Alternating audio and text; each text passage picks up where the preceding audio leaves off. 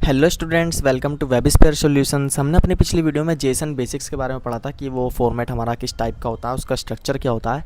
और हमने पढ़ा था एपीआईज़ के बारे में कि एपीआईज़ क्या होती हैं, application programming interface as an intermediate काम करती हैं between the softwares to fetch some data. तो अब हम क्या करेंगे, अपने स्क्रिप्ट डॉट जेएस के अंदर अपनी एक हम एपीआई फैच करेंगे। पहले बेसिकली एपीआई से डाटा रेस्पॉन्स करने के लिए हम क्या करते थे, एक्सएमएल एचटीटीपी रिक्वेस्ट का इस्तेमाल करते थे और एक ऑब्जेक्ट बनाते थे जो बहुत ज़्यादा डिफिकल्ट था। लेकिन अब हम किसका इस्तेमाल करते हैं, हम करते हैं फैच कीवर्ड का। इसके अंदर हम कोई भी यूआरएल फैच कर देते हैं और हमारा जो है डाटा रेस्पॉन्स होकर आ जाता है। तो अब हम क्या करते हैं, अपने ब्राउज़र की तरफ चलते हैं, इसमें इंस्पेक्ट करते हैं और हम नेटवर्क के ऊपर आएंगे। तो यहाँ पर हमें फ़िलहाल कुछ नहीं दिख रहा है। लेकिन अगर हम यहाँ पर फ़िलहाल हमें index.html, style.css और script.js वाली अपनी फ़ाइल दिख रही है। अब हम यहाँ पर अपना डाटा फैच करेंगे। हम क्या करेंगे, एक वेरिएबल बनाएंगे, let URL is equal to, यहाँ पर हम एक URL कॉपी पेस्ट कर देते हैं जो मैंने निंजा कोड वाली वेबसाइट से लिया है, और यहाँ पर हम लगा देते हैं सेमीकोलन। अब हम क्या करेंगे, इसके अंदर फैच कराएंगे अपने URL को।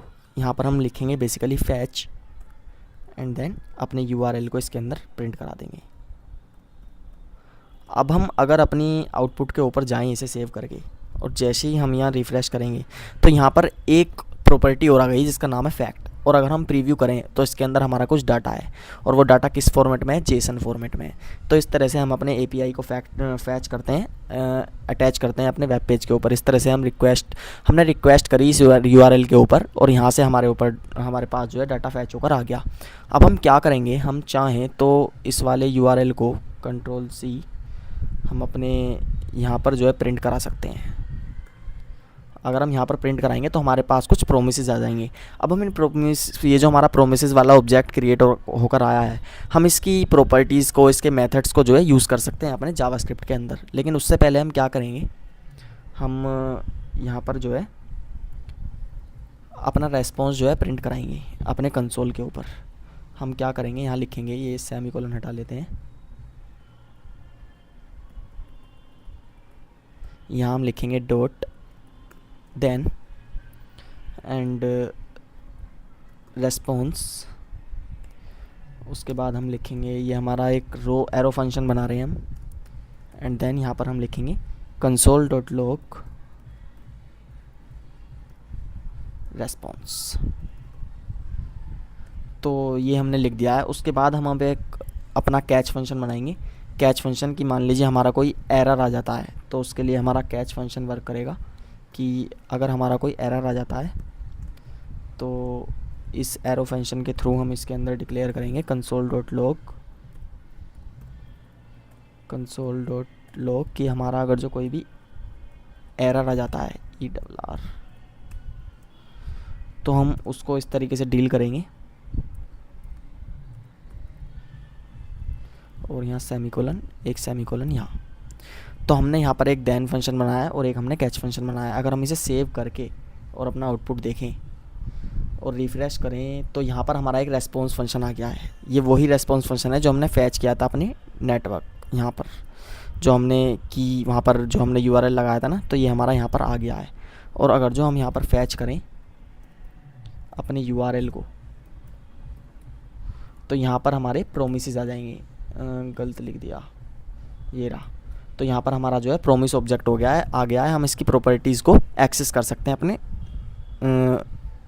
script.js वाली फ़ाइल के अंदर।